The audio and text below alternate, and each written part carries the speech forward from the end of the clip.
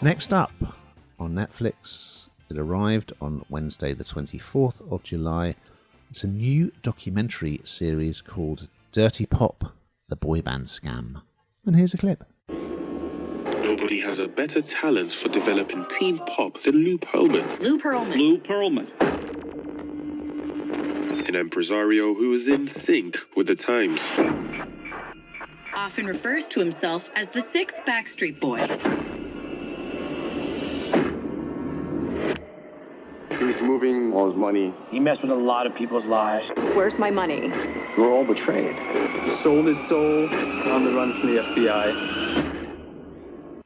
Jay, one day there won't be a scam around boy bands. I don't know if I'll ever see that in my lifetime, or whether these sort of documentaries will sadly still be being able to be made. Because whilst this is interesting viewing, it saddens me that we're still here, because we see so many shows, don't we, now that, you know, kind of push out these boy bands, these girl bands, they're put together and, you know, they end up falling out or whatever happens. There's always some kind of story, and I suppose to a degree that's natural, putting humans together that, you know, haven't sort of naturally come together, etc., etc. But this has just got this really grossy element to it, and this kind of haunts this genre, I think, and this part of the industry, and it's really sad, and I don't understand how it hasn't been rinsed out. And I suppose it's still a ripe setting for people like Lou Pearlman, who this is based on. And you know, most people will know the Backstreet Boys, NSYNC, huge boy bands in their day, and still you can listen to their music now. And they found huge success, they should have made a lot of money, and their talent manager was Lou Pearlman, who I just mentioned. He's a cousin, I didn't know this, he's a cousin of the singer Art Garfunkel. So loads of influence, probably a bit of nepotism too, thrown into the ingredients, but he is somebody who people kind of respected, and he was a huge mogul. I suppose these days you've got people like Simon Cowell, you know, other big hitters that come in and do something like this and make lots of money. But behind the scenes, he wasn't a good person. He was taking their money. He was heading up this. He was actually convicted of running the Ponzi scheme, which, you know, those kind of pyramid schemes that people will have heard of. And 25 years this guy got in prison, and I'm still not sure, even after watching this, how much more we don't know, because he died after 8 years in jail, and I sometimes think that's a bit of an early cop-out, isn't it? Because what more was to come to light? But this does show you the kind of very dark side of this part of the industry. It's incredibly authentic, of course it is, because it's true and it's real, and you are speaking to the very people who were involved in this, who had first-hand experience. It's undeniable. And this financial fraud is just horrendous, because there are these kids, you know, we all don't mind working really hard, but you should be remunerated for that, right? You should be getting, they should be making big, they should be loaded.